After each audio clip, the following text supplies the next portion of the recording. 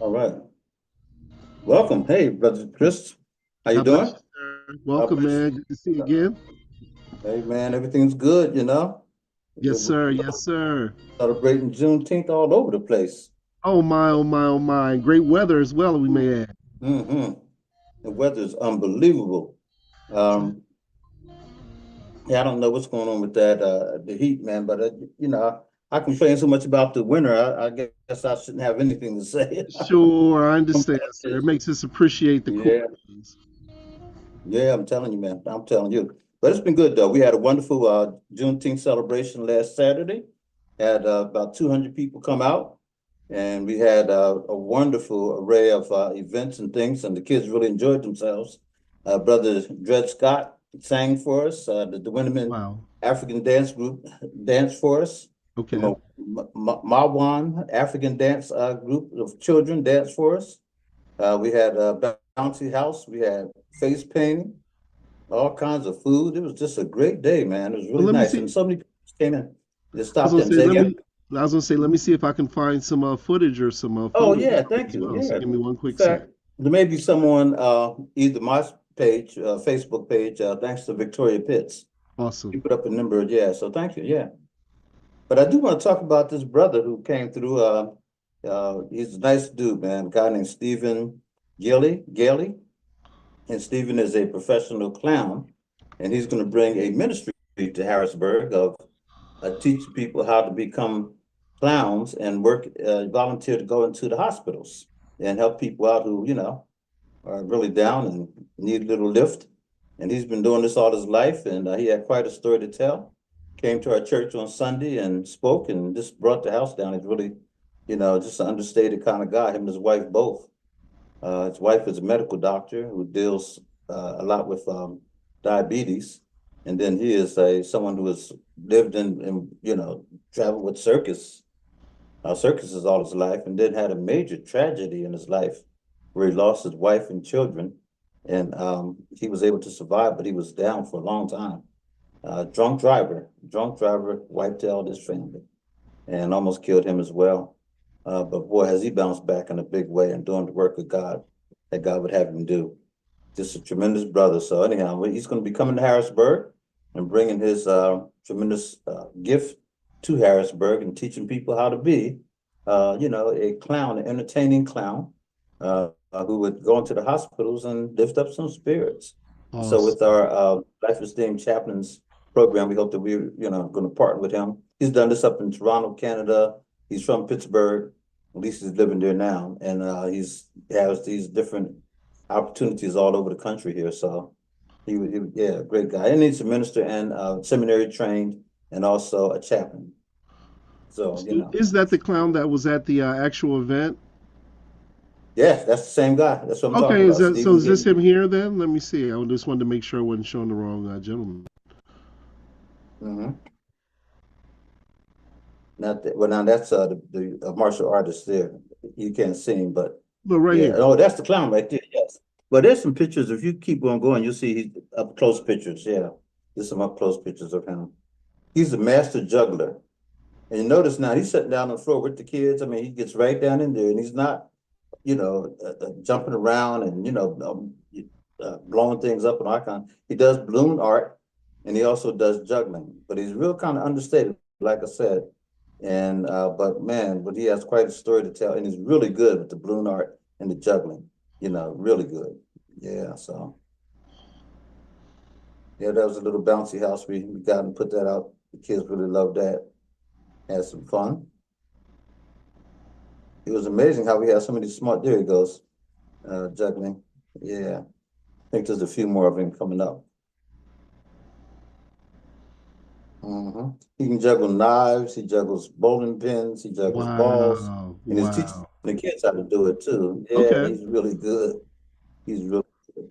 He said his entire life. I mean, that was his family's thing. That's what they did. They went all over the country and outside the country.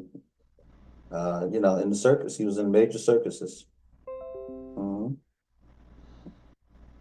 I was wondering why he wasn't more kind of, gregarious and stuff, but that's not him. And the kids followed him all over the place. They really loved him. Wow. Yeah, he was Wow. good. He was real good. Mhm.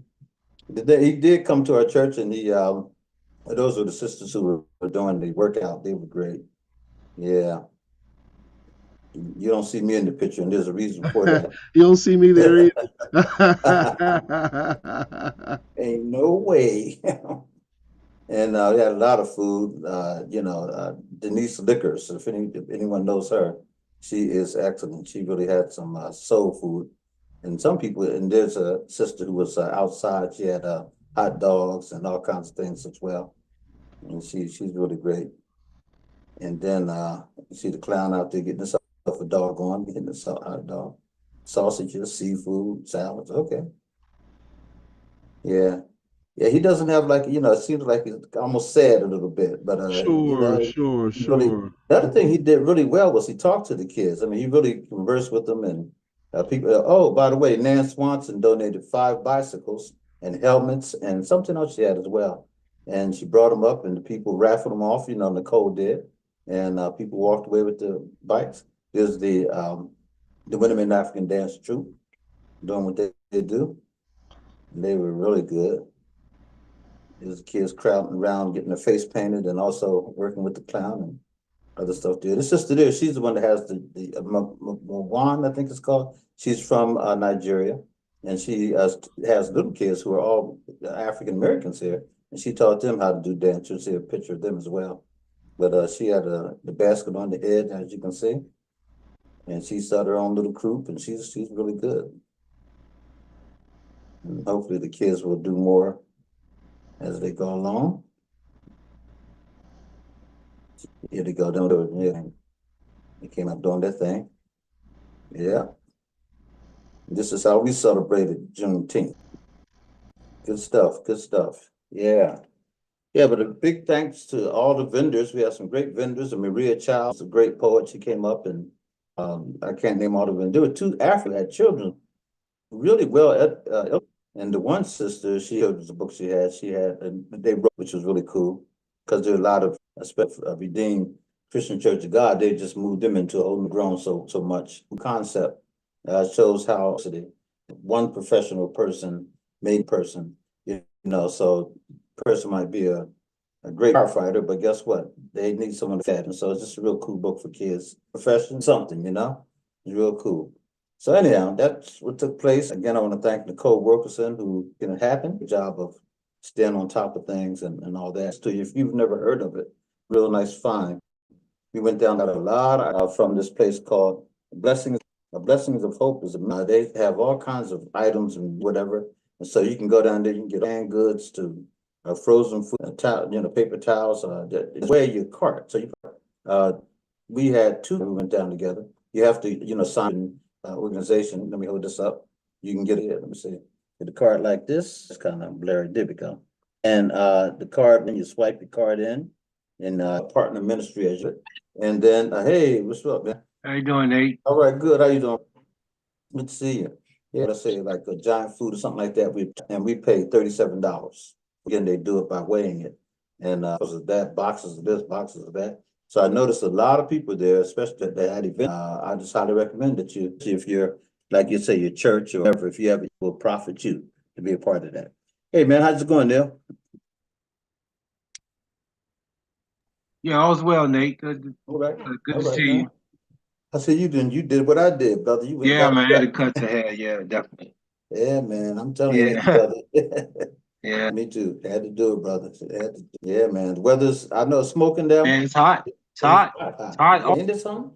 And I love, the summer and all that, but when it gets, you can't even enjoy it outside, man. Talking about, we had a nice event on Saturday at the Wordshop. We had a good time, good turnout, a lot of fun, all that good stuff, man. Yeah, they still your way, Juneteenth events. Several events down at yeah, they had on. So it was Mhm. Yeah, event tomorrow with Goodwin Memorial Baptist Church, and they wanted to, and we had a great time. It's mostly for the kids, thing about an hour, I think it is, from 1 to 2. They have a workshop to go and take some books up, meetings to them, and all that good stuff. Fun. But anyhow, yeah, man. So that's what we're doing. Yeah, Goodwin Memorial Church is located on what is that, Green Street? Um, I don't know, it's off of Green and Seneca, but Seneca's like blocked down. But anyhow, you wait 5 or 6. They're gonna have a lot of things. I talked to Joe books, and those books are of Harrisburg, and through something called First Books, and you pay amount of money, and he gets brand new books. And we give them out to kids who are more underprivileged. Books tomorrow. In fact, I'm giving some books to Rose because she's doing a thing with she has, and she said she needs about 60 books. Make sure she gets those, and all for Juneteenth. And there's something going on tonight as we speak. There's something going on tomorrow, something on Sunday. I mean, Harrisburg area. They had something at the Rotundas, City Island. Man, just every day, for the last week, there's been something going on. That Sankofa After out, and I try not to miss any of their play. And so they have something, I think, the end of this month through the 30th. We may try to make it out either tomorrow or catch it before leaves here. And so and this always, I think, it's not, it hit me once. His brother Sankofa African American Theater they play, but it's something like Colton. But their plays are always really good. Anyhow, African American, I think Sankofa. We saw Smith. What is it called? Bad Boys, like that. Highly entertaining, extremely funny, a little bit more raunchy this time around, but very, very funny and very well put together. So we enjoyed that movie. That was sometimes, but it's all good. Adult, some of the kids need to stay away as well. Anyhow, so man. Not a lot. They just staying busy, man, and checking everything out. Yeah. Let's talk a little bit, and I know we have some poetry venues coming up. I want to say hats off to a place called 1006, and she does special events there. It's her own little enclave, and looks real down there. I've been, but it's only open when she's having. And I saw her today. Her and her daughter. I forget exactly what it's trails that my sister-in-law for many years. She's associated with being honored along with. So I noticed it on Facebook, but I want to try. We're getting closer and closer, by the way. We're going to be doing that civil rights tour and going to the, just meeting some of the 60s and 70s. Sponsored by Messiah and Dr. Drew Hart, young African American. I'm going to say Michael Smith. And both of these guys are tremendous writers and historians, so scholars as well. Besides just being African American history. So anyhow, that's going to take place the 14th of July through I think like the 14th of July through the 21st of July. So it's going to be a full week on the bus in Mills. That should be nice. Yeah. Wendy, I ran into Wendy No Cherry on your job and everything, but she came over to our celebration for Juneteenth, and I'm hoping that she would drop that year. Read to Dan Snowden, man. Dan came out and sat with poetry and then had questions. And I think the guy, I really think he's onto something. If he, especially when he reads about like the dinosaurs and all that kind of stuff, he has some nice rhyming poetry. And I said, Dan, that's your niche, brother. I don't think that's right. And he answered the questions real well too. That's I hope that he has a minute to stop. It's only for about an hour or something like that. I think we're presenting. So I don't like to dispute the folks up in there. I mentioned that I want to one day maybe come down that way, see what High Point's all about, and also I want to go, see what she's all about. And I love them. I got together and could go to the African up in New York. I've been to year. It's a beautiful spot now. It was nice then, but it's supposed to be sponsored by the city or the county up that way. So they put some major in there. So maybe we can make that. Yeah, why not? Yeah, that's. Yeah. See you. Oh yeah, that'd be a positive. Absolutely. Yeah. We used to do that kind of stuff, man. I remember we jumped in the car and took place in Moffitt. Wow, it was Dr. What's her name? Sharon, Dr. King, not Sharon, but Dr. King. She's now just retired from Penn State. She was up there all, for years and was featured there a lot. I met the brother. There's a number of us. I forget how many. But we went up and this turned out, man. They turned out to check this out. And again, by myself and did something. I can't even call his name, but the guy was a famous, went down drug wise, came back and checked this out. And then we do poetry in the at the intermission kind of thing. Area anyhow. I bet for some good solid, black poetry, man. Let's do it. Also, the colleges, man. What colleges? You got AT&T, you got in Salem State, they're there. So main ones, AT&T and Winston-Salem U. Yeah, no, Was it Winston-Salem State? I I'm not thought it sure. was, but I'm not sure. No, but Not sure. I don't know. Okay. Going past Winston-Salem State, we didn't stop in, but I don't know why we were coming that way. We've been now. You're not close to Charlotte, are you? I'm about away from Okay, Charlotte. maybe that was it. All right. Pat was born in Charlotte. My wife was born in Charlotte, and so we still have family there and everything, you know. So went down to stay with her uncle, who's really, I mean, you know, they're about almost the same age kind of thing. And then we went on down to Atlanta or New Orleans. I think we hit New Orleans, yeah. But yeah, that's when I remember going past Winston-Salem and all that. I said, we gotta get down here and check these places out, man. Stuff, I'm serious. Yeah. I love a college campus, man. Yeah. Yeah. Mm-hmm. It's vibrant, you know, and especially when they have like special guest speakers that's famous or, you know, something's happening there, man. I love that stuff. Anyhow, yeah. We got a couple little grants, you know, nothing major, but really appreciative. And so what we did on Saturday was we were able to fund it, you know, through you know, we were able to pay the people that were acts and all that kind of stuff. And we got one where we're supposed to work with at least 100 students for about a year doing some stuff around you know, leadership and anti-violence and all that kind of stuff. Man, we had a number of shootings up this way where cats just, you know, I mean, gunplay is hot and heavy, and not just Harrisburg, but it's just all over the place. But Yeah. did you see that today, man? Somebody shot up a supermarket. No. 14 people shot. 3 people died instantly, and then they have a few critical. And the guy that was doing the shooting, I mean, they didn't show. I don't know if he's black or white, whatever. But anyhow, they said he got shot, but he didn't die, and he's expected to live. He wasn't life threatening. He did shoot 2 police officers. They're expected to live. What did this happen at? This was, man, I just saw it 3 times on the news. And you know what? Wow, I can't tell you where it was. Yeah, I mean, well, I can look it up as we're sitting talking on my little thing here, and it'll tell me. But yeah, man, it's all over the news. And, you know, they said, I don't know how many they call those mass shootings anytime you have, you know, more than 2 people die or something like Right. that. And then 14 people were hit by the bullets, you know.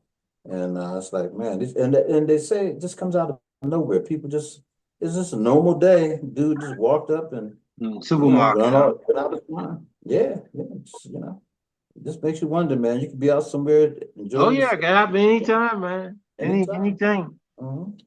Where was the mass shooting of 14 people today? Texas. Texas. No, that's not it. Mass shooting in Philadelphia, 7. No, this one's, gunman kills, 14. Jeez.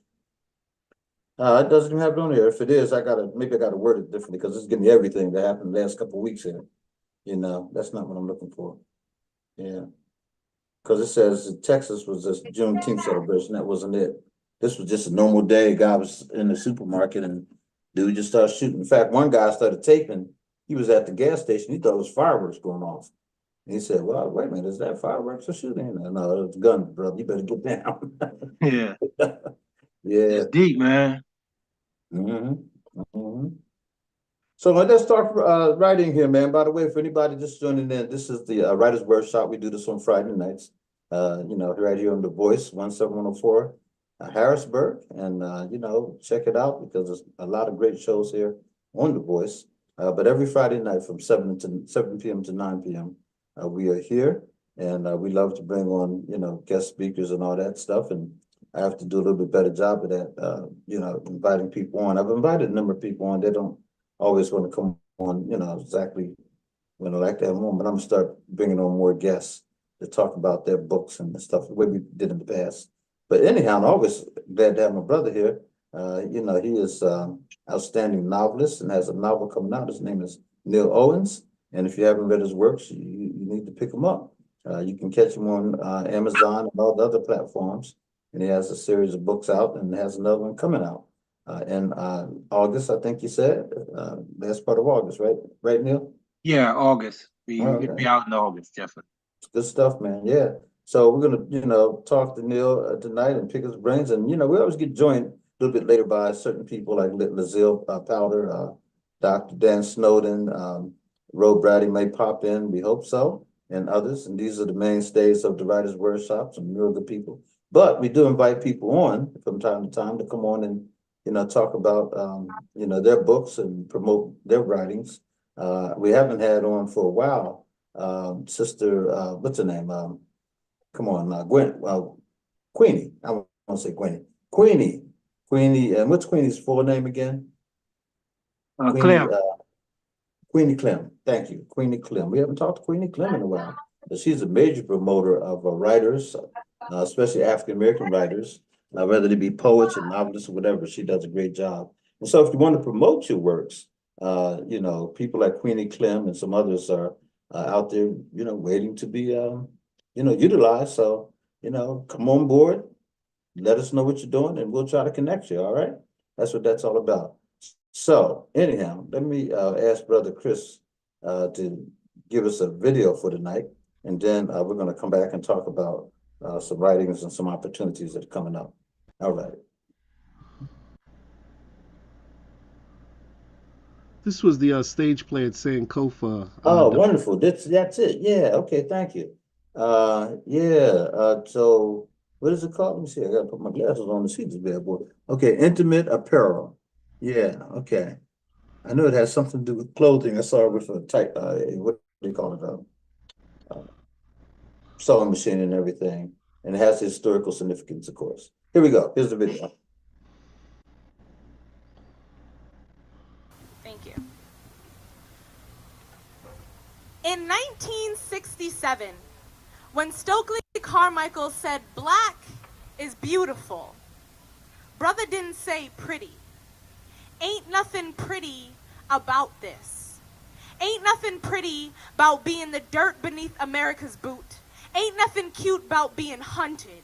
About the way existing is enough to make you criminal, about the way sirens scare more than they secure, flashing lights come through bedroom windows just to remind you you are watched even in your sleep. Ain't nothing sweet about the way our flesh is consumed, bodies swallowed by onlookers. Ain't nothing nice about the way disease lurks in our corners, consumes us until we are afraid of our own reflection, how answers come out of fear. Ain't nothing nice about how heavy secrets weigh on our back, about how the unspeakable sits like rocks on the shore of our throat. Ain't nothing nice about our communities stolen from our grip, replaced with everything we are not, gentrified by white glove, clean and crisp.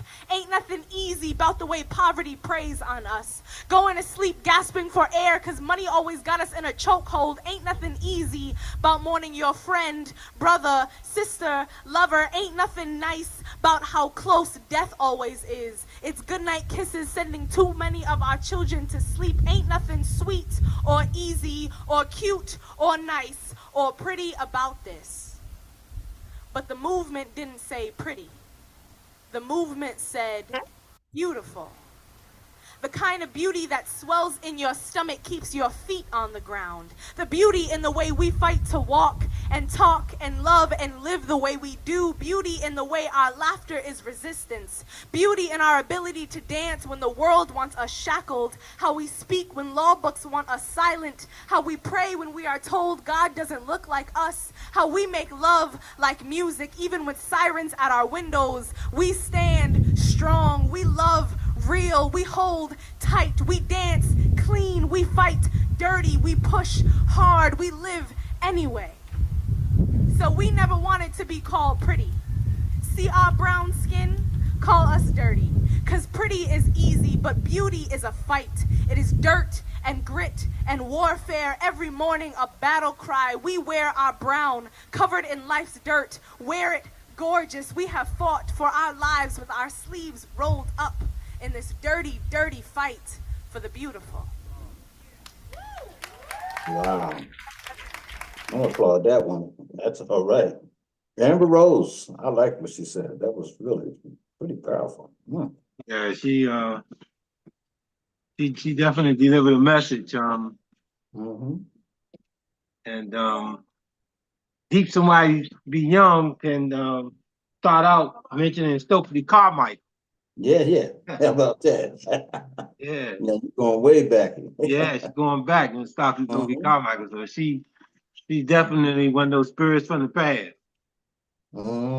She reminded me of the poets from that era when you had the Sonia Sanchez's and Nikki Giovanni's and Carolyn Rogers and all of them, man. But she had that cadence and she had the imagery and she had the depth also. I mean, like you said, she went back into Stokely, and I like the way she said, ain't nothing pretty, and then she talked about how difficult it is to be beautiful, and that's good stuff. Yeah, Amber Rose. I wonder where she's from.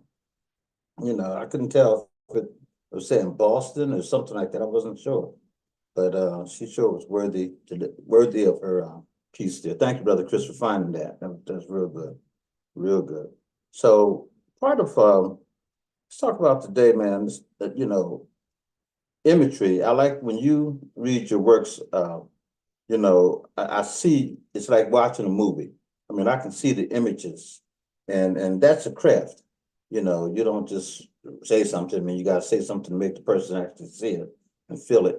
And so, how do you craft your your novels in such a way that it's almost like it's a movie?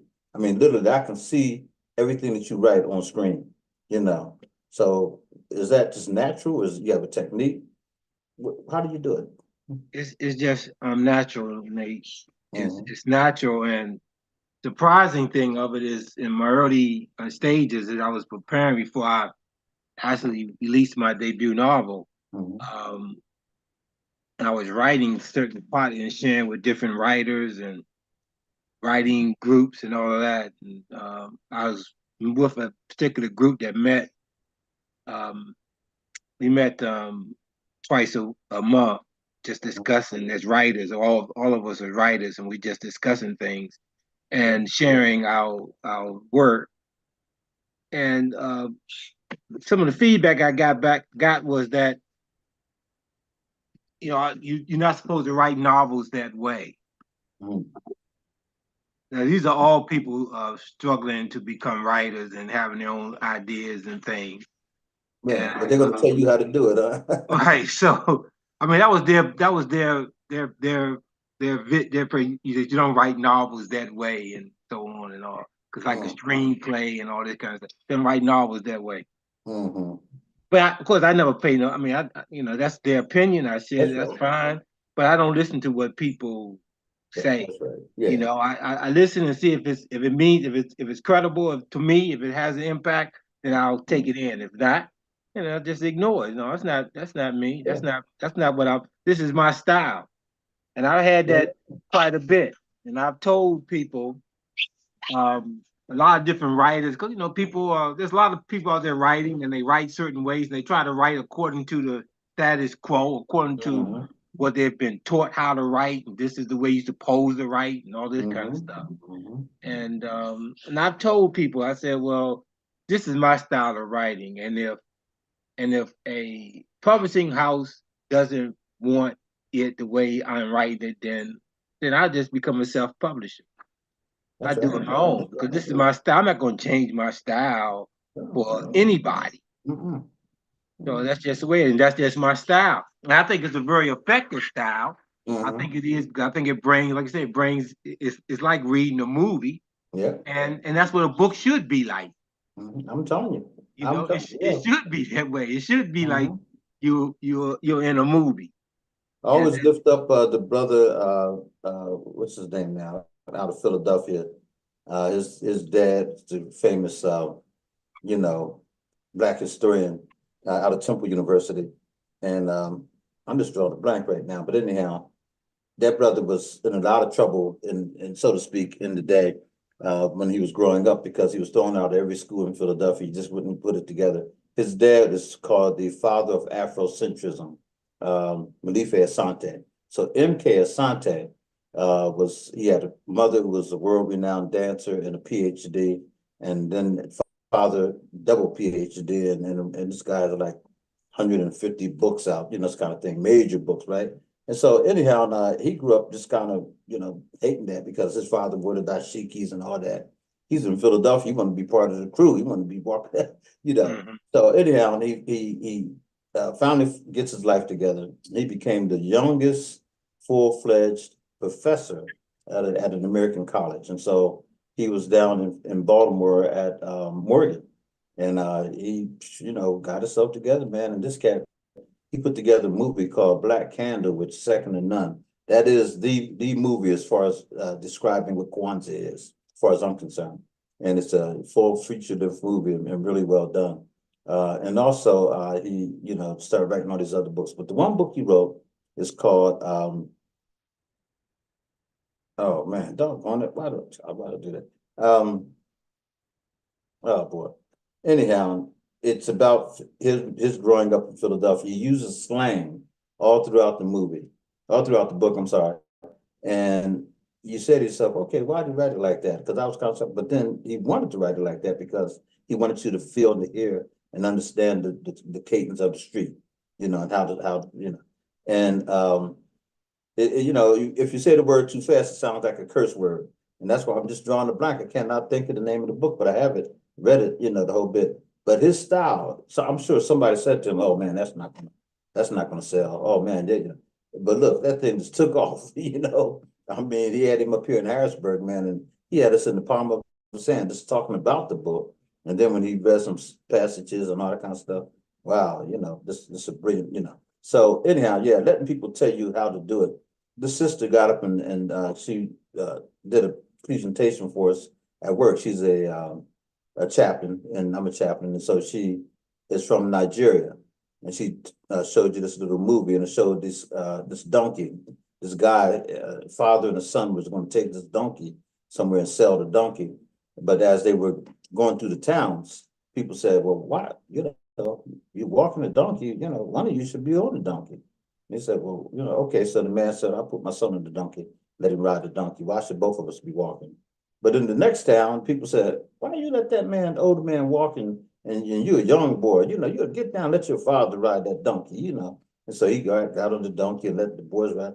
Next town, people said, man, that poor donkey, man, you guys on that donkey's back like that. So they decided after a while, they just took the darn donkey, tied the donkey up, put it on a stick, and they carried the donkey.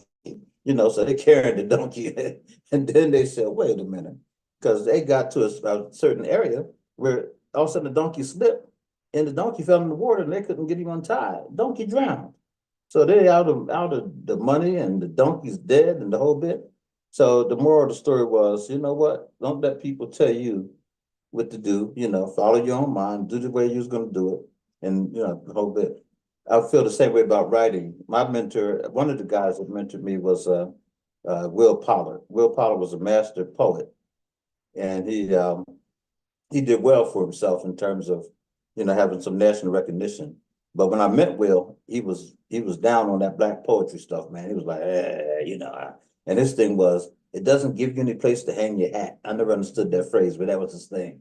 It doesn't give you any place to hang your hat, Nate. I mean, it's and then he told me the formula, what to do, and how y'all can get that national recognition. I said, brother, I think I'm more interested in speaking to the people of my generation and my community. And if that doesn't get it, I want to be in the tradition of Sonia Sanchez and the Haki Mahabutis and all those folks. I'm not worried about being in these major magazines. And so I wrote a poem about that, us having a conversation and me respecting him and him, saying what he felt. And we actually had that conversation. But I say all that to say that, I couldn't see it through his eyes, and he couldn't see it through mine. He was old enough to be my father, and he just had a different look. And by the way, man, he tells this story. I'll get this, real quick, where he was a real famous voice, man. He had a radio voice, and so they didn't know he was black. And he's out of Stilton, Pennsylvania here, man. He said, and so this Elks group or whatever it was invited him to come because they would listen to this guy every Sunday night. He would do this beautiful Shakespeare and some other stuff and his own poetry. And they were like, oh man, we got to get this guy. So he came in and they were like, well, he said, oh yeah, he's going to be here. Yeah, I'm here to represent, and he's going to be here. And so when they said, what is he here? He said, oh yeah, he's here. He's here. You can go and introduce him. When they introduced him, it was him. All white audience. He said, they almost lynched me. He said, they almost lynched me down there. They were so mad. It's like, how dare you come up here? And he started speaking in that voice, They were like, what? It's a Negro. He tells that story, man. I'm telling you, he could bring the house down. But he ended up going through a whole lot of crap, man. He had nervous breakdown at one point, and so he wrote poetry from, I think it said Cottage Hill, because he was in a facility, and he got out and everything. But he's a great storyteller. But anyhow, that's one of my favorite when he talks about how those cats, man, they wanted to kill him. I mean, they literally grabbed him up and took him out. Oh my goodness, man. But anyhow. It is what it is, right? Yeah, it is what it is. It is what it is. And so he was always, to my mind, fighting that whole thing of, I'm just as good as them, and But to me, it wasn't about them. It was about my people. I want to hear my voice. Like that sister that just read, Rose. Yeah. Hey, man, that's my stuff there. Amber Rose, yeah. Amber Rose, yeah, that's my stuff there. Yeah, so go ahead, Amber. Anyhow. Yeah. So, Yes. If you were going to do something. If Go you're ahead. going to do something different, go ahead. I'm sorry. No, go ahead, Nate. No, I was going to say, if you're going to do something different, if you had, let's say you would step out of your zone, you have that style, you have that thing, and you got it down well. So that's, but let's say you decide, I'm going to do something totally different than what I usually, what direction would you go in? If you had to write something that would be different than what you currently write, or even a style that you currently use, what would you do differently as a writer? Well, I don't think I would. If whatever I did differently, it would be in the same style. Okay. I wouldn't change. I wouldn't change the style. Whatever I decided, whatever genre I decided to go into and do. I've done a lot of different genres. That's what the storyteller is about. That book of short stories has so many, and I'll probably release that sometime. Next year maybe. I don't know when I'm. I hope so, man, because that's a good piece. Storyteller is a good one. It has a lot. That's a good one. Mm-hmm. Yeah, it's a good one, but I had to do this one first because of the political climate that we're in. Yeah. So it's very important that this book come out, that some folks might just see things, man, so they can realize what's the danger that lurks ahead. Mm-hmm. And they need to be prepared for that, to prevent that from happening if they can. Mm-hmm. And they can by voting, and voting in the right direction. Mm-hmm. Yeah. Because this thing is serious, man. It's real serious. And I'm not sure we're fully awake, man. I'm concerned. Yeah, I'm concerned too. No, we're not fully awake. We're not. Well, a lot of us aren't. Mm-hmm. A lot of us aren't, man. We're not. All of us are not fully awake. I mean, they don't understand what's. I mean, a lot of them have slipped, man, and thinking that things are okay once we got a black president, and don't realize that things became worse because of the black president. That's right. So these people are trying to prevent that kind of stuff from happening. This is really a serious thing. And that's what, when you were talking, that's why I was telling you about the black King James. King James was black, because that's why you can see why these people are so hated black so much. Because they didn't want a black king to rise up again over them. They didn't want that existing, and Obama represented that, and they went crazy. Yes, he did. They went crazy, man. They went crazy. Yeah. I mean, while we was not really paying attention, they were behind it, all kinds of crazy stuff. Right, they were really out of their mind, man. It's amazing. They're doing it now, man. They were talking about these judges that Trump has put in place, and how they're making these rulings and doing different things to try to make sure that his trials go on after the election. Right. Oh, and it's work. It's work. Yeah, and now they're trying to dismiss them altogether. Yeah. They're working hard to dismiss these Yeah, things. yeah. They just released 5 people talking about they exonerated them from the fake election scandal and all this kind of crap. Well, a brother came once and said, no, we're going to retry them. But the fact of the matter is, it's an uphill battle to retry them. And so it's crazy, man. They're pulling everything they can out their bag, And they are doing it, man. They are Mhm. doing it, and they're planning on stealing the election again too, because they're going to try to steal the election again. Mhm. They right now they got people going to be out there. They got judges and they got lawyers that they can communicate with, and who's going to uphold. I mean, it's a real big stinker, man. This is really about to blow up big time. It's gonna be a dangerous situation for the country Yeah, I and think the for the greatest thing people. yes, you're right, no question about it. The best thing that could happen is that, Biden wins again and then call Trump's hand, because Trump keeps talking about it's gonna be a bloodbath if he doesn't win. All this kind of craziness. Let's Oh call your hand, yeah, brother. It's gonna be it's definitely gonna be violence, man. If Oh you yeah, know yeah. if But the this right thing time happened and he doesn't win, it's going to be it's gonna be some violence. But then violence. it's going to be even worse if he does win.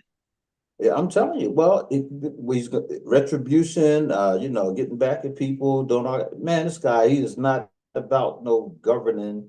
He's about his ego, and now he wants to get revenge. That's all the thing that's on his mind, because he's a 34-time convicted felon, whether he Right. likes it or not. And that dude, man, that doesn't go down well at all. And some of his people, and they showed he went to a black church. And but they said, but look at the audience. A lot of the so-called black church membership were those people that follow him all around the country. They were white Oh yeah, folk, it was all a fake. It was all a farce. But big then time. you had that black preacher in there who was Right. in there doing. I mean, right there because he's being paid and he's Yeah, right in we there know it. just being a lapdog. And that's what we got out there. We got people like him who are out there. I mean, and he's out there supposed to be so much in the hood, and he's just a lapdog getting That's paid, all he man. He's is. sucking up Yeah. to it, and the people in his congregation, man, ought to be should be removing themselves from that church. A lot of them did not go to his presentation, Oh, to of course they to wouldn't the go. I mean, church. they ain't going. Yeah, They shouldn't yeah, even go back to the church. I Period. agree with you. I agree. That they should not even be in that church, man. I mean, that should Yeah. be done. Remember the pastor that did Aretha Franklin's funeral, and they got this dude up to do eulogy, and Yeah. everybody was like, "What the heck was that?" That's who. I don't say it's the same guy, but that's the kind of guy that was doing Aretha's funeral. This guy was he was speaking to Trump's people. It's like, Right. "Hey, I'm over here. I'm with y'all," because what he had to say made no sense whatsoever at her funeral. I'm like, "What?" And folks, some people clapping. But they're there, man. They know opportunity when they see it. It's like, I'm gonna jump on that bandwagon. Come on Yeah. now. You Yeah. know, Yeah. yeah, yeah, it's crazy. And so one of the things we are tasked with, we as writers, is to make sure that we get that word out there, man. If you can write an op-ed column, you can do, whatever in your novels, address this kind of stuff. I mean, that's what they do. I mean, I look at Law and Order. Law and Order is usually snatching something right from the headlines, and then they put it and they come on saying, what we're talking about has nothing to do with reality. Characters are fictional. Right. Yeah, wink, wink, nod, nod. Come on, man. We know Right. what you talking about, Michael They take it right Jackson. out of the head. Right. That's right. Mhm. And that's what as writers, you need to do the same thing. I know I do. And Oh, that's right. you take it out there and you put it out there and Mhm. we just need to be, man, we just got, it's disheartening a Mhm. lot to see where we are Yeah. and where our minds are, man. Mhm. This economist was on, we've heard it 1,000 times. And he was talking about how if the black community said the only thing missing in the black community is unity. He said it's not money. He said, because we got plenty of money flowing through the black community in all kinds of different ways. We still have poverty, we still have the haves and have-nots. He said, but the amount of money that if we really band together and did, the things that we say we want to do in terms of being unified, building businesses together, making sure our neighborhoods were safe neighborhoods, our kids go to schools that are productive schools. That's all within our reach. He said, but Yeah, of everybody's course, out for self, of course. not everybody, but a lot of us out for self. He said, and it's like, that's downfall. The unity's missing. Well, see, there's fear, man, of stepping out there like Black Wall Street. They're afraid of doing that That's right. because of what happened to it. Mm-hmm. So there's a lot of fear. Yeah. And that's the reality, man. There's a lot of fear. So there's things that people are doing, but they're doing it on a small scale, but because they don't want to get out there and do the big thing because of fear. Yeah, big time. Yeah. And that's not something new. That's been going on forever within our community. Afraid to step out. And they gave us a good reason not to be, to be afraid. I'll just go back to the analysis of what happened with Rosa Parks.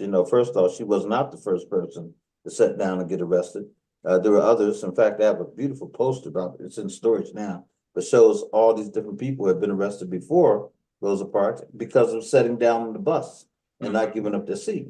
And there was one young girl in particular, was it Bobin or something like that? I have a wonderful children's book that was given to me, and I did an article about her. Literally, she sat down a couple months or a month or two before Rosa did, but she was 16 years old. She was a Rosa Parks protege. She was literally going to the NAACP, and she was under Rosa Parks' wings. And so they had a lesson in school. And when she got on that bus today, she intentionally said, I'm sitting here, I'm not moving, And so they arrested her, but then they put the word out that she was pregnant and all stuff. I never understood if she was actually pregnant or not. But they just thought that she wasn't the one. They were going to tear her down in the press. And the people were like, well, can we get behind her? They did get behind her locally. In fact, she was very well noted in this kind of thing for a while, but then it kind of died out. And then when Rosa Parks did it, she was a woman of stature. She was well known in the NAACP and that kind of thing. But the real story is that there were a lot of people who sat down before Rosa. It's just that the community came behind Rosa, and then once they wouldn't get on that darn bus for over a year, and like I think 3 or 4 months, something like that. That thing lasted for a long time, And so that's what really made Rosa Parks famous. Not that she wasn't courageous, she was. Because, man, once they take you into the jail cell, they could do anything to you. Oh, yeah. Yeah. But her husband lost his job. They ran them out of, their community, and she ended up in Detroit. In fact, one of the sad realities is that when she was living in Detroit and being heralded by everybody, and this and that, her brother broke into her house and mugged her, called herself stealing stuff, and, but he beat her up a little bit, man. It's like, come on now. I mean, brother, you'd have no sense whatsoever. He didn't know who she was. He just thought she was some old lady, going to take advantage of her. That's sad, that's and the same thing with Clark, what's his name, down in Morehouse College. He was the president emeritus. What's his name, Clark? But anyhow, it's gonna hit me in a minute. Here he was, a distinguished Black gentleman that really built up Morehouse. They said this guy went out of his way to help all these kids in a lot of different ways. And he's walking down the street one day and the dude mugs him, because he didn't know who he was. He just thought he was some old man and he's gonna mug him and take his money and stuff. No context, no reality. Brother, what are you doing needing to mug somebody in the first place? And especially, brother here who is now seen as someone who has, helped this community and not just this community, but the Black community in general. He didn't know who he was. I'm gonna say, no, Benjamin, was it Mays? Dr. Benjamin Mays, I think that was his name, yeah. But he was a president emeritus of Morehouse College, and give you a shirt off his back for those kids, man. That still boom.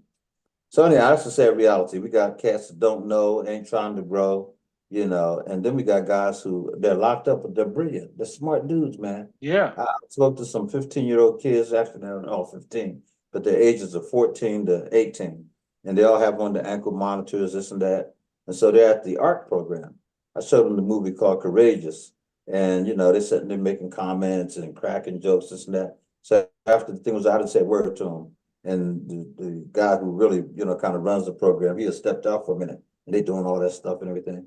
So at the end, I asked him some questions about the movie. I said, so tell me, hands went right up, answered it right on the dot. I said, this is the problem. So when you're sitting in there, you're all fronting with one another. I said, but look at this. I mean, what you just said was brilliant, man. I mean, you guys were actually listening to this thing, but you wanted to pretend like you weren't. You know, Right. I said, why is that so important to you? You know, yeah. Out of that group that I'm talking about, one of the guys, he just got picked up for shooting like 6 people, man. I mean, they were all standing there in the corner, they called it 6 and Woodbine Street. The Camp Curtin YMCA is here, and there's this little store. This guy just pulls up and one woman, man, young girl, she gets hit and she's pregnant. And guess what? She dies and the baby dies. So this guy got a double homicide on this thing. And what is he? I think he's like 16 or 17 years old, man. Come on. It's like, son, what were you thinking? Why? I mean, who were you after in the first place? Was it just you just decided to shoot up a bunch of brothers and sisters? Yeah. And then that was just one of many. 13-year-old boy shoots 18-year-old boy. Why? What's that about? It's crazy, man. And they couldn't begin to tell you, but some of them do know. That's the crazy part about it. I mean, I'm looking at these guys who's answering these questions, and I'm like, the only way you could have answered that question is that you were paying attention. So why were you back to trying to act like you weren't paying attention? I don't get it, man. I don't get it. But it's our work. That's what we're called to do, brother. That's what we're called to do. I'd love to have you one day, man, if we can do this on computer. Talk to these guys, and I've done that for a couple dudes. Did it by phone. One guy in particular, he did 42 years in prison, man. And, so another guy just got out, man, he did 25 years. We interviewed him, and he was really sharp. He still has a little bit of that stuff with him, but, those are the kind of people I need to put in front of these guys, because they're doing good stuff, Right. Yeah. And I think a couple of those guys, they could be good writers, but they got to be exposed to writers. And I'm talking to them all the time, so I need to get you and other people and just talk to them about what they can do. I would love to do that. Yeah. I'm gonna talk to a brother by the name of Mr. Duffin. I forget his full name, but anyhow, I'm gonna ask him because I see they have computers and stuff, and all we got to do is what we're doing now. Do a Zoom kind of thing, and they can see you, you can see them. Yeah. And we won't put it on Facebook because it'll be a private, thing. So, yeah, man. Anyhow, so I've asked you this before too, in terms of movies and stuff like that. Have you ever thought about taking one of your books? I know you thought about it, but having one of your books, two things: either being a audio book or making a movie. Yeah, I have one that's an audio book. Which one is that? It's Mirrors of Life Part 2. It's actually an audio book. Fantastic. And it was done, the narrator was done, it was during COVID time, and the narrator is a gentleman who's on Broadway. He worked on Broadway, so he was available. Wow. Charles Gray, and is actually excellent. It's an excellent narration, man. All right. Of that audio book is awesome. So you definitely need to, man. I can send you a copy of it. Okay. Free copy, and it's an awesome narration that he did with that. It's very good. Man, that's good stuff. Yeah.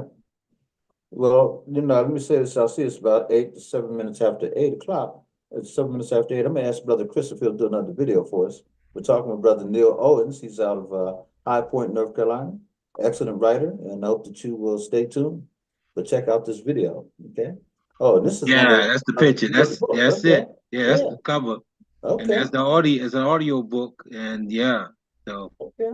Yeah. If there's a listener here that's interested, I can get him a free audio book too. All right. That's great. Yeah, send you a That's the message. Rising Call of the Fourth Right. Yeah. Oh, that's the one that's coming out in August. Yeah. And that's the cover too, right? That's the cover. That's it. That's a good cover. That's powerful looking, man. Yeah. Powerful looking. Yeah, okay. We're doing Juneteenth here.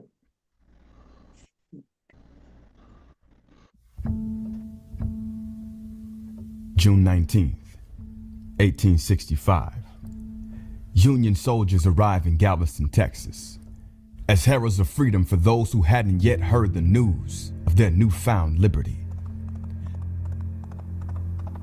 Shouts of joy and victory filled the streets as proclamation became revelation.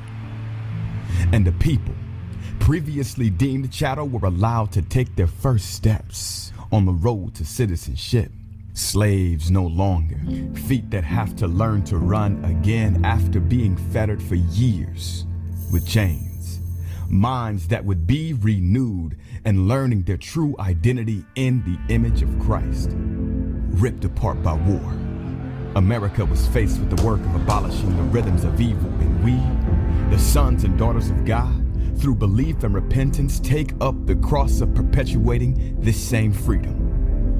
Juneteenth continued the fight in achieving what God intended: liberty and justice for all. Therefore, we, the free and free indeed, take up the mantle of being heralds of freedom. To those still in darkness, to those who have not yet heard the good news, the celebration of that freedom has echoed throughout the years, and we join in the joyous chorus of a people made free, and lock arms with continued efforts to herald freedom to those who remain bound. As we are God's ambassadors of reconciliation, this is the celebration of Juneteenth, that the good news of freedom is proclaimed for every tribe, nation, and tongue. Therefore, if anyone is in Christ, the new creation has come. The old has gone, the new is here. All this is from God, who reconciled us to himself through Christ and gave us the ministry of reconciliation. That God was reconciling the world to himself in Christ, not counting people's sins against them. And he has committed to us the message of reconciliation. We are therefore Christ's ambassadors. As though God were making his appeal through us, we implore you on Christ's behalf, be reconciled to God. God made him who had no sin to be sin for us, so that in him we might become the righteousness of God.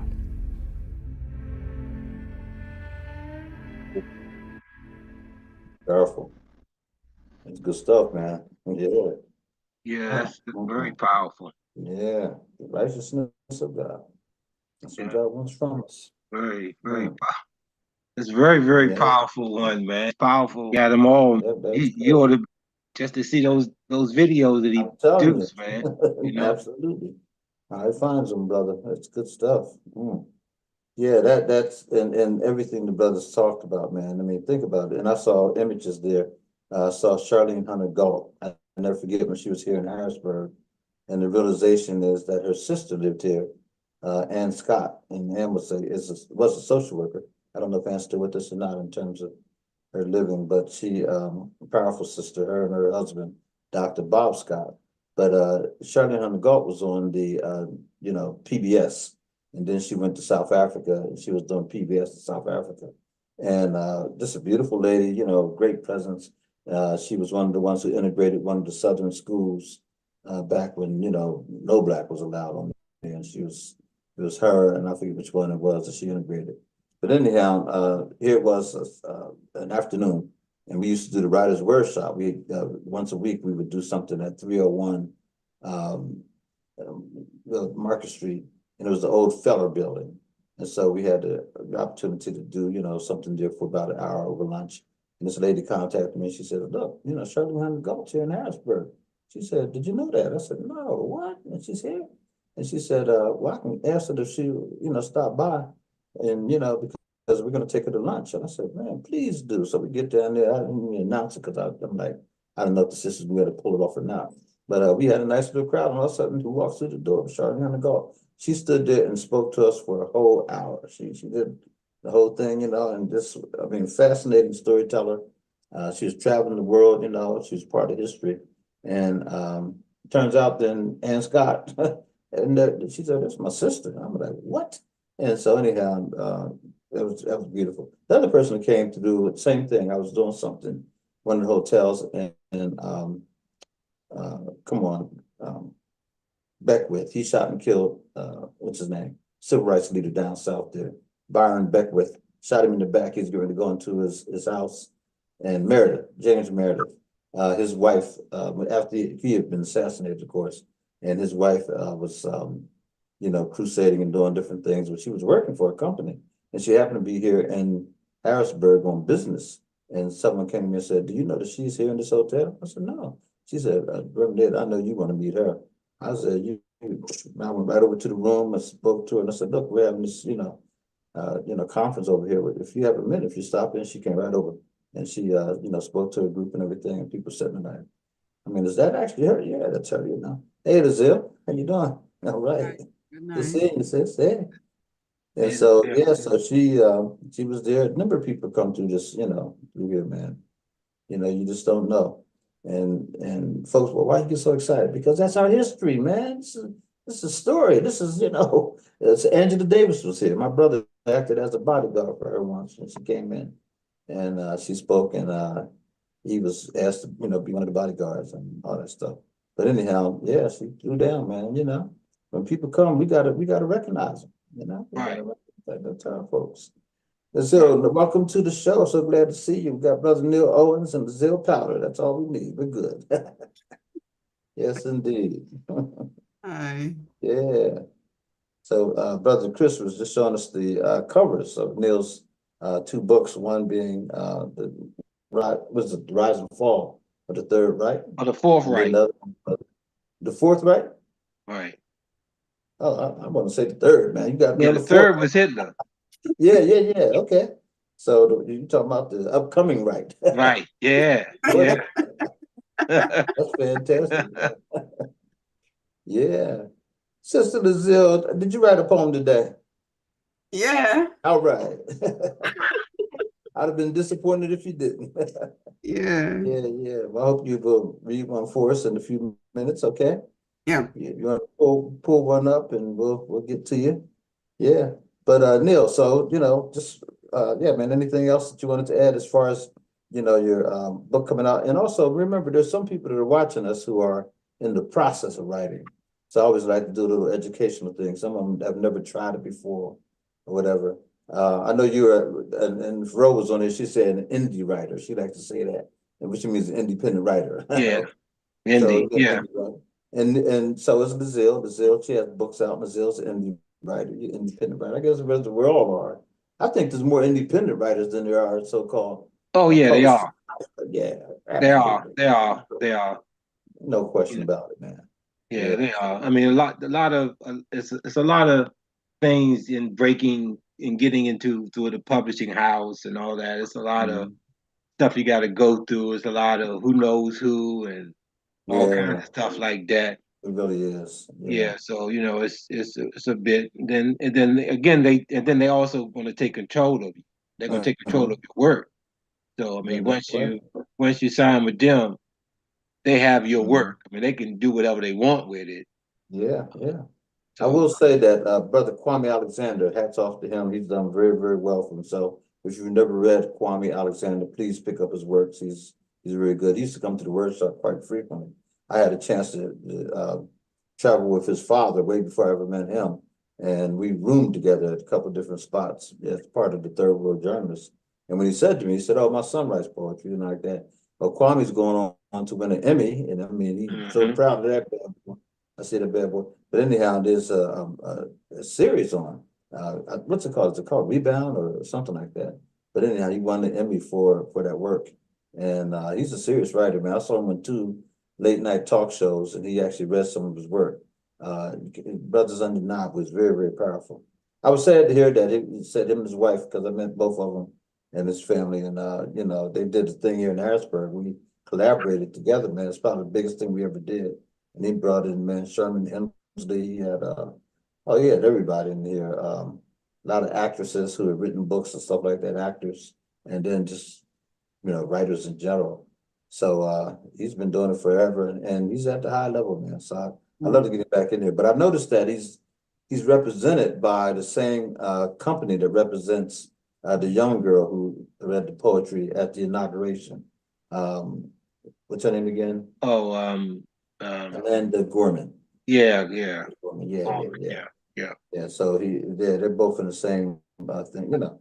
So yeah, once they get hooked up in those groups, you talking about some serious money being floated around just to get them to Oh come speak. yeah, oh yeah, yeah. They definitely, definitely. It's I Mhm. mean, that's the avenue. I mean, it's really all about it's exposure and just getting. There's a lot of you some great artists that's out there, but they just Mhm. haven't been exposed. It's like Gazelle, Right. and Brady. Whoa, I mean, there's a lot of artists that's extremely good. They just don't have the exposure. That's right. Don't And get so it. they not. So that's why they're not known. So it's just that's Yeah. it. We need the exposure. Yeah, No, we yeah, do. We need yeah. the That's it. exposure. We That's need it. it. Once you But get I the will tell you exposure, you get though, that break. That's it.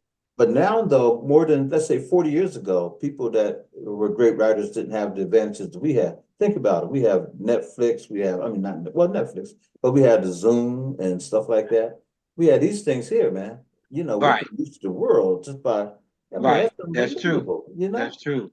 Unbelievable. Yeah. So, hey, you know, And and, that's and just think, connecting and what people doing is some people that work like in social media. If you share it, you share that's right. stuff Yeah. with other people that's following you. You share it and it just Mhm. gets shared, and Yeah. that helps with exposure. So Big things time. like that Yeah. There's a is guy named very Jake important. Paul who's a boxer, and that's how he made himself known. And then he got his first opportunity to fight a big name boxer. And he even fought was it more no, he wasn't the one that fought Mayweather. Or did he? He may have, I don't know. I think he did. But anyhow, he's supposed to be fighting Mike Tyson here in August, which is, you know, I mean, it's all publicity and stunts and Oh all. yeah, that's yeah, yeah. Jake Paul, yeah, they Yeah, yeah. And that's well, like I say, a lot through that social media stuff and that's right. That's right. I mean it can happen. I mean it's opportunities out there, but like I said, it's a lot of things and Mhm. Mhm. that's gotta help by, just pushing stuff out. Yeah, yeah, yeah. And And just it's good. keep pushing and one day you may run across somebody Somebody. who knows That's right. somebody. And That's there you right. go. That's right. There you go, right there. Well, let's get to the Zell powder, and that's Brazil. If you can share a piece with us, and I know you always bring the thunder, so I'm looking forward to it. Yeah. Okay, this one came about from a friend of mine. We were chatting this week, and she said, not because you are black, your life have to be black. So I said, Hmm. that's a nice piece. So I told her, I said, you know what? I'm going to write it into a poem, and I did that today. Okay. This is my rendition of it. Okay. All right. So, not because you are black, your life have to be black. Because I represent the earth and all that shines through me, I don't lack possibilities of identifying who I am. I am accountable of the little details that I am made of. I carved out my path with footprints that made my journey. Crisscross at times, but somehow I managed to come back to my roots and found my way. Inside my body speaks life as it flows with living water to quench my thirsty soul. My hands and feet are entwined together for war. My back is strong and not broken from the elements that tried to shape me. I stood up, and though the mountains tried to cover me, I stood up. I stood up, and though the voices came like sweet perfume, I stood up. I stood up, and though the tears fell and made puddles that made my reflection was a ghost, I stood up. I stood up while my labor was long and hard. It was not in vain. I stood up. I represent life, but I am Black and misrepresented at times because of mouths that misrepresented at time because of mouths with snake tongues that hiss its venom. I fell for it because they saw me as one of them. I was bitten so hard, it stagnated me. But I stood up and cleared the fog that almost blinded me. Now I can see clearly now because I stood up. That's it. Yeah, I like the refrain. I stood up. That's a powerful image. Yeah. You know, I go to Donnie McClurkin, we fall down, but we get up. But yeah, I stood up. That's good. Very good. And what was your opening? You said you wrote that based on a comment that your friend made. Yeah. We were So talking in general about the kind of the crime that is going on in Trinidad with the shooting and the killing, and you know, some people stigmatize you because you come from, it have certain parts in Trinidad that is sort of run down, like ghetto looking, and you know, so they feel you come from the ghetto, you have to be like the ghetto, you have to act like the ghetto, where there is good in every area. There is good that can come out from someone despite of living in an area that is not deemed to be good. Somebody could, you know, be a scholar, get bachelors, get, you know, masters from an area that is stigmatized as being bad and stuff. So we were just talking about that, you know. And what was it she said again? She said you are Black, but you have They to say think even Black. though you are Black, your life don't have to be Black. Your life don't have to be Black? Yeah. Okay, I got you. Because, you know, you say, okay, you're Black and the area may be Black and dark and, you know, so because of that, you tend to be like the area, like how it's all messy with violence and nothing good. So people feel that you're in that kind of area, that slum, you would not become anything good, you know? Yeah. So they stigmatize you for the area you live, you know? They give you that stigma. Yeah. They had a guy on TV, he was talking about him, he said he's a young guy, and he grew up in some, you know, really dilapidated, you know, a slum area. And he went on to graduate from college, and he was valedictorian. And the Black guy, and they had him on, and he, I think Good Morning America or something like that. And how did he do it? Well, he did it by just doing what everyone else did, study. He made a way. When there was no way, he made a way, you know? He got those books. If he had to borrow someone else's book, you know, that's what he did. And he, you know, burned the midnight oil like anybody else, and he worked hard. So yeah, you know, your area, your environment doesn't have to define you. A lot of times it does, because you're so preoccupied with where am I going to eat, how am I going to sleep, you know, that kind of stuff. And they showed on Facebook today. I was looking through, and they showed different areas of the country. Oh my goodness, man. Oakland, California. Wow. You're talking about the homeless in the street, and you know, showed a lot of women prostituting in order to try to make money for their families. And then they went to this place and that place. And man, I'm telling you, you know, there's some parts of America, you know, we talk about third world countries. Hey, right now they say LA is really inundated with a lot of homeless people in tent cities and all that. And you just can't, you know, get away from it. Chicago, Philadelphia, you know, Harrisburg. We had a major operation take place about, I guess, within the year now. And it's like 2 or 3 of them taking place. They had an encampment under the bridge. And people said that there was a lot of violence and other things going on there. So they decided that had to break up. And the police went in and broke it up. And but those people dispersed all over the city here. And now you can see them, man. They you know, they're still homeless, and they still got their tents up. They're not all collaborated, you know, congregated in one space, but they're there, you know, and it's tough. And I ran into a young lady just yesterday. She said to me, "Hey, do you still have your family programs?" I said, "Yeah, we do, you know." And in fact, we just finished up one just last night. And so she had gone through her program, but she said, you know, that's the only time I really did well. She said, I was really doing good when I was in your program. She said, I just got out of jail. She said, man, I mean, you know, everything just fell apart. I went back to my old habits. And she said, then they, let me out of jail. She said, I'm back in another kind of jail because I'm homeless now. She said, they helped me so long that the landlord, took my spot. She said, and I'm struggling, man. I need help. And, she's saying how she's on the street and how there's a lot of violence out there against women and men. She said, and I'll hurt somebody, I'll cut some out, I'm not going to let them do this to me. And I know she's telling the truth, she's a fighter.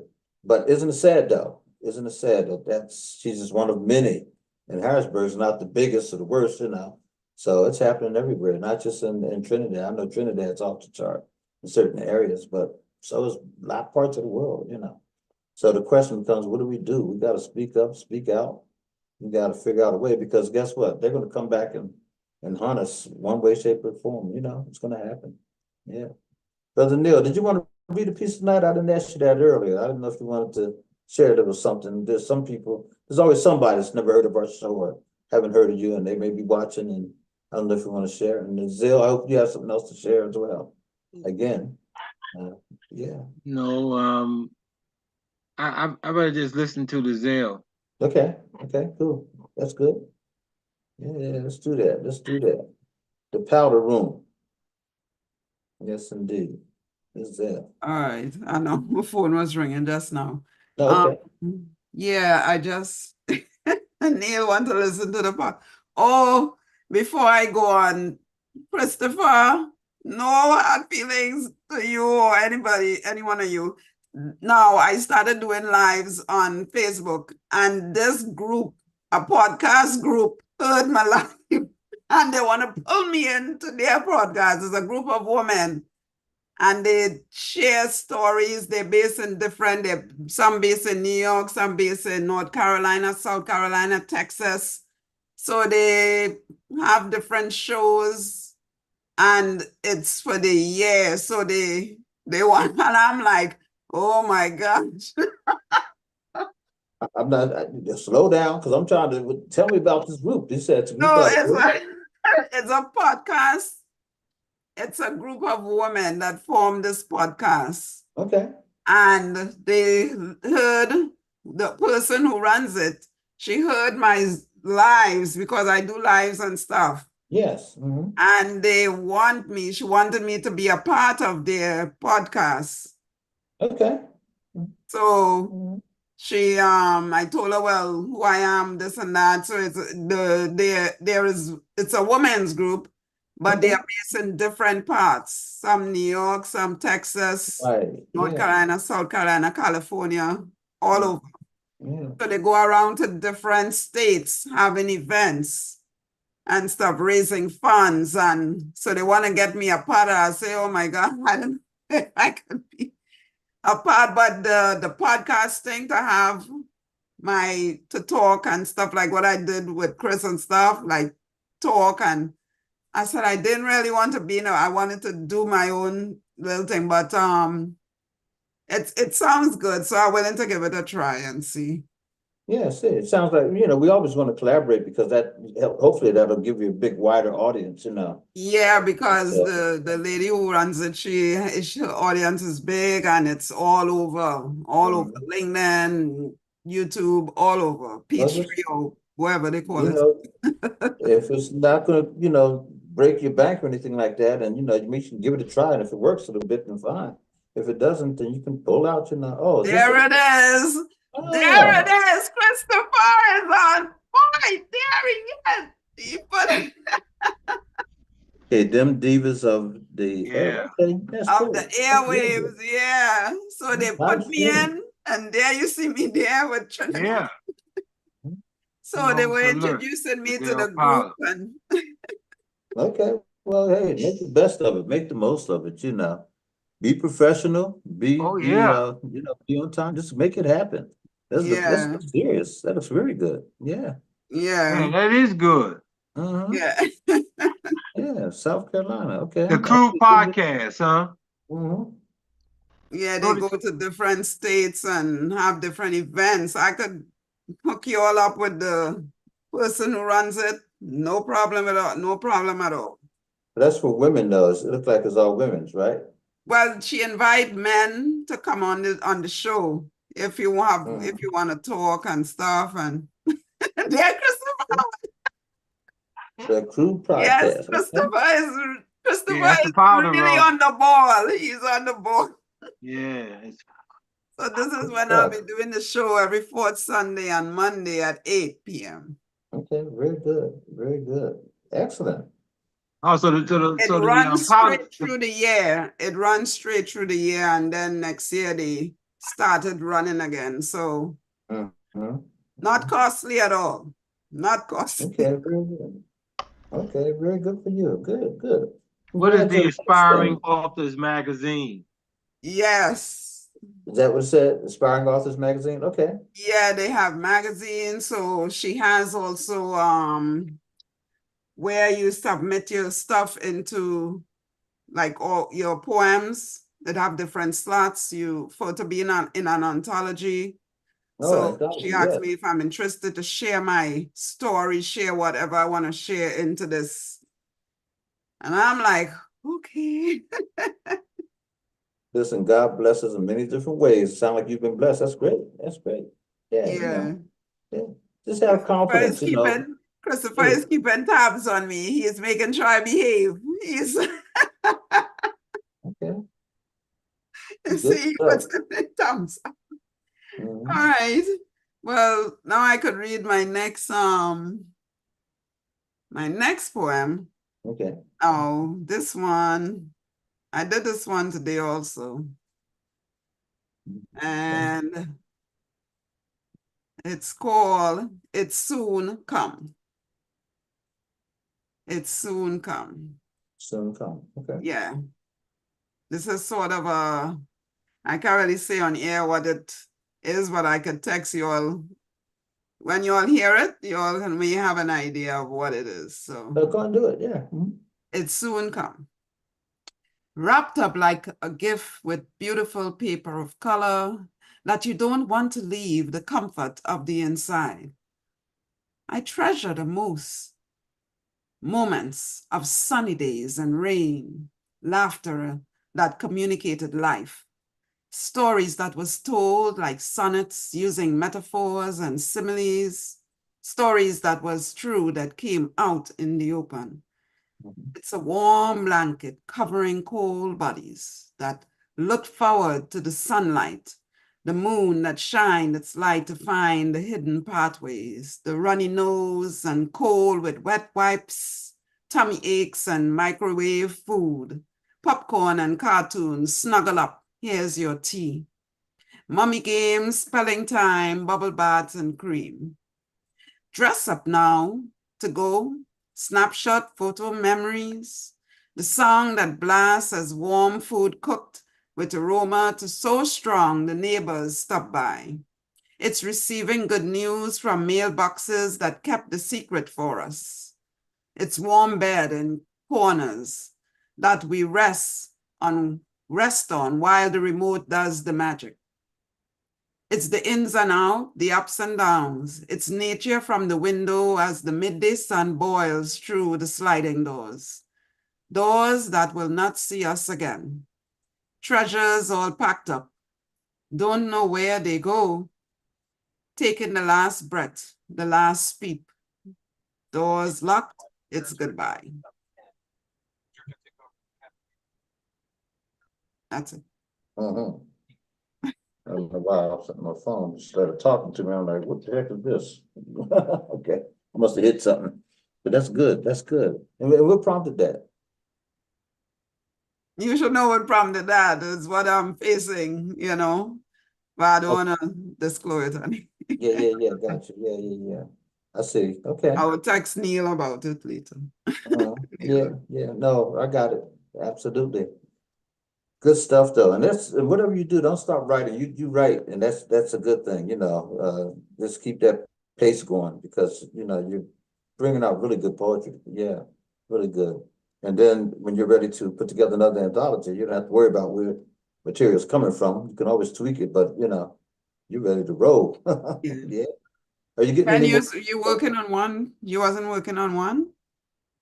Who's that? Me? Yeah, you was working on one? Oh yeah. Oh yeah, I have Okay. the project that's going to be coming out very soon. Okay. Yeah, I'm at the editing stage now. All right. Yeah. Absolutely. So, but Oh, so anyhow, what yeah. we had to submit anything? I had to submit, or it's too late to submit? Oh, well, I'm just talking about a project, not the anthology, not the Oh, okay, newsletter okay. magazine, but yeah. And that's Okay. always just that, I don't know. I'm gonna be talking with Ro. I think I have to shift gears here because person I was working with, she's gotten real busy and just kind of, and I just decided to sort of slow it with her. She's real good people, but it's just not clicking right now. And a lot of it to me, I mean, not gonna say it's just her too, because but yeah, you have to be consistent and moving. So anyhow, it's gonna come, and I will be asking for submissions, very soon. Yeah. Yeah. Yes, indeed. Yes, indeed. So we will make that happen. Oh boy. I see you repping the Redskins there. All right. They may end up having a pretty good year this year too. We'll see. Yeah. But Yeah. yeah, good readings though, Dasile. Yeah, everything. So, and yeah, need update me one day. We'll talk. See Yeah. where that is, where that stands. Yeah, and Yeah. everything.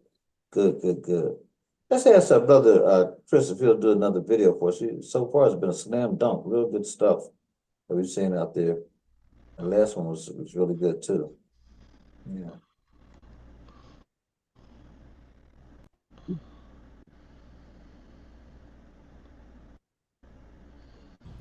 The people of Texas are informed that in accordance with the proclamation from the Executive of the United States, all slaves are free. 4 words bellowed from the chest cavity of General Gordon Granger like an ancestor's prayer traveled the Underground Railroad to God's ears. And on June 19th, 1865, God answered a prayer not denied, yet delayed like Amazon Prime lost this packaged message for 2.5 years. These words, proclaiming all slaves to be free, would be the genesis of new life, the proto-evangelium of freedom, the first mention of liberation to ever sound wave through our ancestors' ear canals. 4 words, taking their breath like an unexpected trumpet sound, like freedom bells ring. These words, known as General Order 3, I'd imagine, created moments of reflection and thanksgiving for something, someone greater than a proclamation, reflecting on the great God who made them, not 3/5, but whole, brown and beautiful and worthy of equality. I'd imagine they will be holden by the sinless Savior who saved them even in their imperfections from the shackles of oppression, bondage, and fear. The gratitude they shared for the Comforter who gave them peace. See, I believe they were grateful not just for the words of General Order 3, but for the Holy Trinity.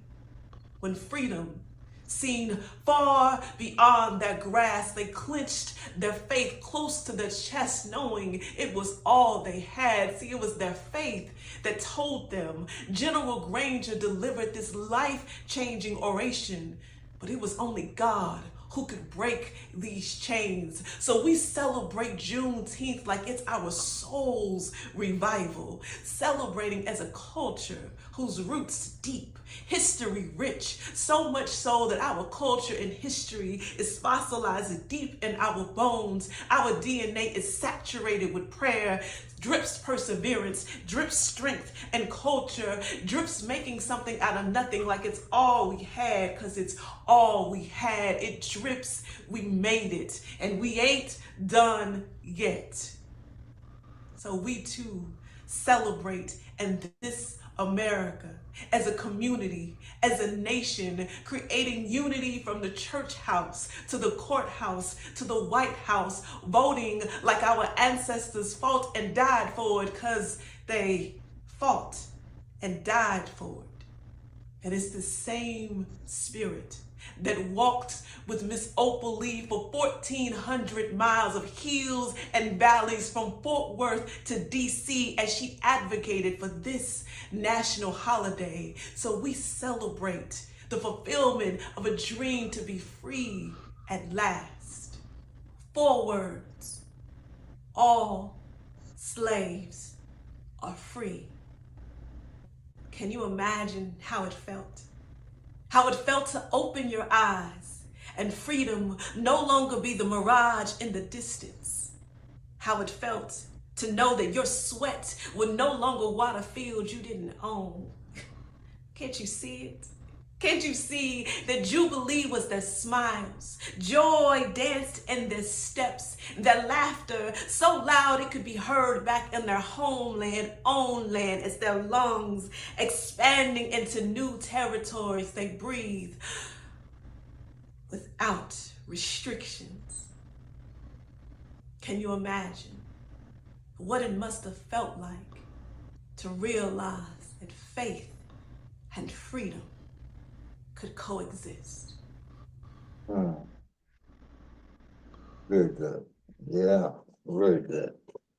You know, she put a lot into that, and I'm glad she lifted up the name Opal Lee, because she is heralded as the person who really, campaigned for years that we would have a national holiday called Juneteenth. And, you know, the thing that bothers me a little bit is we're celebrating the fact that all slaves were made free, but, you know, the fact that we were slaves in the first place, it bothers me, right? But the other thing is that a story is never, doesn't become history if no one writes it or tells, or acknowledges it. I firmly believe that it wasn't just Galveston, Texas, that still had slaves 2 years later. You know, I believe that there are probably many pockets, and not only that, the movie 12 Years a Slave, the novel 12 Years a Slave, talks about how some free men were put back into slavery. You know, all they did was capture them and took them. And that's what happened in that particular instance. And then there was a gentleman, I think it was down in Georgia. He would actually capture men going back and forth to work.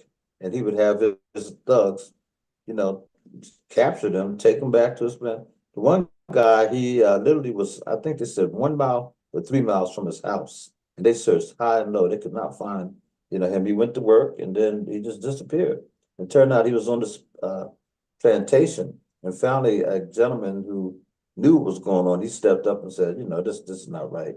So he, told on the guy, and they literally had federal troops come in and this was like way up into past the so-called slavery time. And literally they went in and this guy started killing his slaves. He was trying to kill them before they got there. And so they were able to rescue most of them, but I think he killed a few of them before they, was able to arrive. And so stuff like that's been happening a lot, or at least was happening a lot. So we do celebrate Galveston, Texas, and the fact that it was the last, for as we know, holdout, to let people know that they were definitely free. And then even some of those who were free looked at each other and said, we're free, but free to do what and go where? They had no money. They owed, the slave master something, which is absolutely ridiculous. And, so they ran around trying to figure out what to do and how to do it. And then up sprouts a Black Wall Street, but I also have a piece where it showed when they burned down Black Wall Street, that was only one of I think close to 100 other places that got burned down because they didn't want these, Negroes, quote unquote, to do certain things like read and write and think for themselves and go out and run for office and stuff like that. So yeah, one of those things. I think we lost Brother Neil. I don't know if he's still with us or not. Brother Neil? Okay. Excuse me. He's not there. Oh, boy. Yeah. That was catching me there. But anyhow, so up in New York, do you having Juneteenth celebrations? Any ones of note? Yeah, they had it all over, but I didn't I didn't go anywhere. I was home. Yeah, I didn't really go anywhere. Yeah, that's, there's so many up here in the Harrisburg area. We put on one last Saturday, which was really a slam dunk. We're really pleased with the turnout and the way the program went. I But there was was so watching it. many, Yeah, I was oh, watching the okay, video. all right. Thank you. There was so many different things going on, and it was just Yeah. amazing that we got anybody, but we got a lot of folks come out. But hats off to everybody. And there's a lot going on even as we speak. Here in Harrisburg, they had a big thing over City Island, from what I understand, which is a nice big area. And they did something at the baseball game last Saturday. We have the Harrisburg Senators, I think they're called. And anyhow, they have a beautiful stadium over here. And so some of the people that I work with and folks that we know were honored. In fact, I was asked to come and read poetry there, and I just, declined because of some other things that I was involved in. But they Mhm. did have Maria Chow, who is a master poet, and so they featured her. They being Floyd Stokes and the American Literacy Council. And they did honor Lillian Bates, who was just a tremendous community worker. And Lily was at our event, and she, stayed there for a good long time and helped out tremendously. And then she had to leave around 3. Our event went to 5, but she had to leave about 3 in order to get herself together to be over to the baseball field. And they honored her in front of all those fans over there. So that's great stuff. Floyd comes up with some great ideas. So, Bazil, I love when you read your poetry and everything. So the violence in Haiti, not Haiti, Trinidad, is really disturbing the way you describe it and everything. There's so much going on. Yeah, because it's like, even if I want to go back, it's like, like go back to visit, I have to be so careful. I mean, that is where I grew up, that is where I born, everything, but it leaves you feeling helpless in the sense of, even if you stay by a friend, even if you stay somewhere, you think it's safe, but you'll most likely you'll be out on the streets walking. So, you know. Um, but to me, I just always say home will always be home, no matter what. I guess the people who dealing with all the guns, I think it's gang warfare, it's all these different things that take place. Yeah, So the thing about it is where they getting all these guns. yeah, Is where they yeah. getting all these guns. I don't know. There you go. Somebody's supplying them, and that's just the sad Exactly, reality. and it's really, really hard, really tough when you have to Mhm. be dealing with all these guns, because sometimes most of the time on the news you're seeing where the police make raids and they crack down on all this sort of gun thing, and it's real high powered guns you see, and you're wondering where they get these things from. Yeah, well, somebody's Have making money off inside of. contact somewhere, I don't know, but Mhm. it's really, really tough. Yeah. No, somebody's selling guns, and someone's, they got a pipeline into these areas, and these guys are paying, top dollar for some of these guns. And it's amazing. They showed the guy on Facebook. He has this big AK-47 look like, and I guess that's what they call him. Anyhow, he comes in and he has it right in this woman's face, and the tailor is like really, shaking and everything. And then he decides he's going to climb over the counter and get the money. And so he starts to climb over the counter, but she quickly grabs his gun and comes back at him. And I guess his AK-47 wasn't real or wasn't loaded, because he took off running big time. And he was fearing for his life. And so some of these guys, they out there faking it, but that's a dumb thing to do, because that's she Yeah, shot. yeah. And she had did right too. All she did was point it, but she could have, blew him away, really. But yeah, he Mm. must not have had, because he took off. I mean, he really took off. It's like, why would you pull a gun? And then they had a mass shooting in one of the places. We were trying to look that up earlier today, and it was, I think they said around 12 noon. So here Yeah. you are out there getting lunch. You're working hard for your money. Mm-hmm.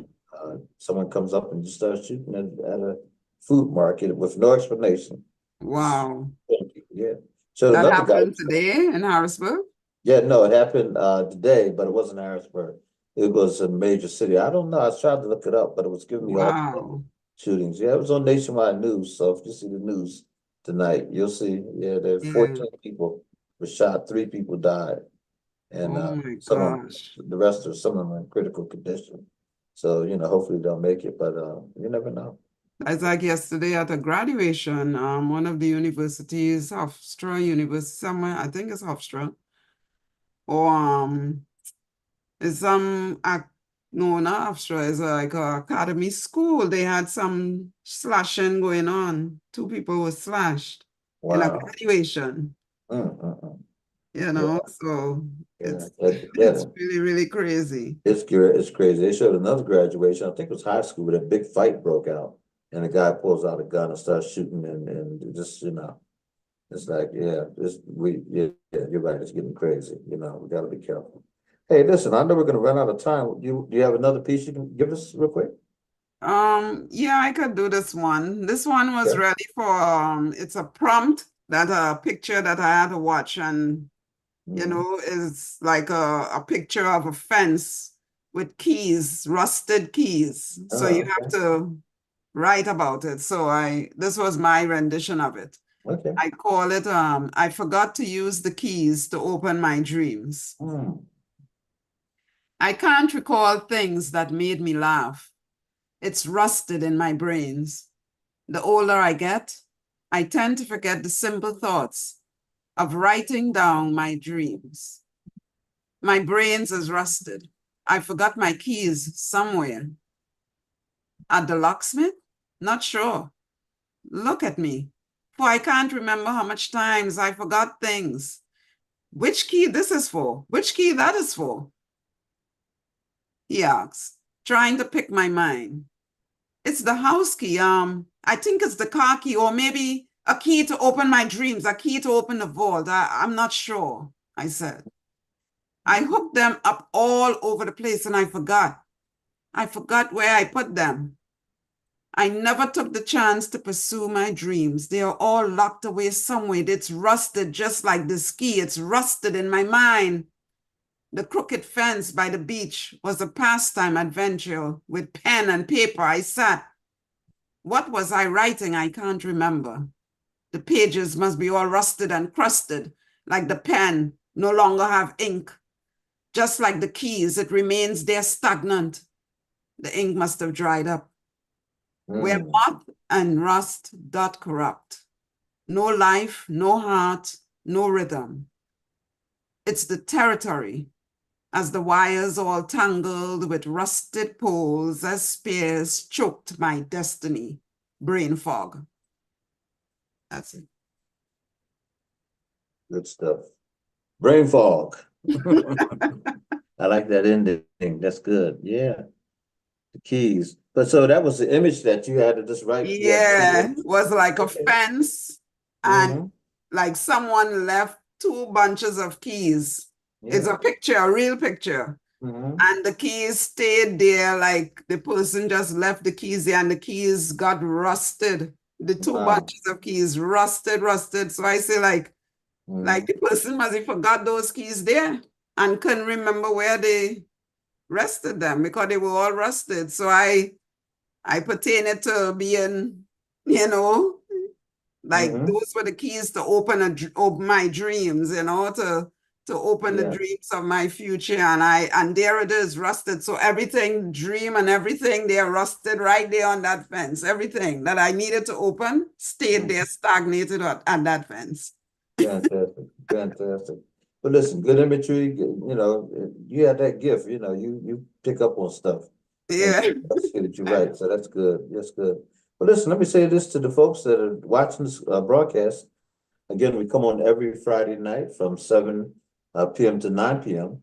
And we're here on The Voice, 17104 Harrisburg, with Pastor Chris Thomas. And, we would love to have you as a guest if you have a book, poetry, a novel, it doesn't matter. I mean, whatever you write, it's your intellectual property. And so we love to have you come on and talk about that. In order to do so, you can always reach out to me Monday through Friday. You can call me at 717-608-2312. That's 717-608-2312. And, and also I do have an email address that we hope you'll utilize because I like to see maybe some of your works, but it's P as in Paul, Gadsden, GADSDEN @ AOL.com. That's P Gadsden at AOL.com. Okay. So yeah, check us out. Send me your works and let's see if we can get you on the air and help you to promote your writings. All right. Good stuff. Listen, we're still celebrating Juneteenth. In fact, this is also June is Black Music Month. So don't sleep on that as well. We have to remember these great singers that have, they tell our story through their songs. And all of us grow up in an era where we have songs that kind of speaks to us. In the 90s, 80s, 90s, it's hip hop, 60s, 70s, Motown, R&B. Those things still coexist together. But you always had jazz, you always had gospel music, I say always, but for a large period of time. And so we need platforms for all those things. But the main thing is to remember this is Black Music Month in the month of June. And so if you have a station that you listen to and they're honoring that, they should be playing you some of the top sounds of the years gone by that featured some of the great artists of our time. Anyhow, whatever you do, have fun. Don't forget, it's the Powder Room. It looks like it's 8 p.m. on a Thursday. Is that what I saw, Lizelle? Yes, it's the fourth Monday and the fourth Sunday, I think. It's Sunday and Monday at 8 p.m. Okay. Twice a month. So it's like the Okay. fourth. It'll be on twice a month. Okay, real good. Yeah. All right. Well, But tomorrow I will be going through the stuff like the intro and all these different things with listen, so. Good stuff. Okay, great. Well, God bless you. Good, good. Keep on it. Whatever you do, Brother Chris, thank you. God bless you. Keep doing it, my brother. All right. And we hope to see you all next Friday here on The Voice, 17104 Harrisburg. Happy Juneteenth, everybody. Yes. Bye-bye. Bye. Bye-bye. See you in the cell. Thanks for coming on. Yeah. All right.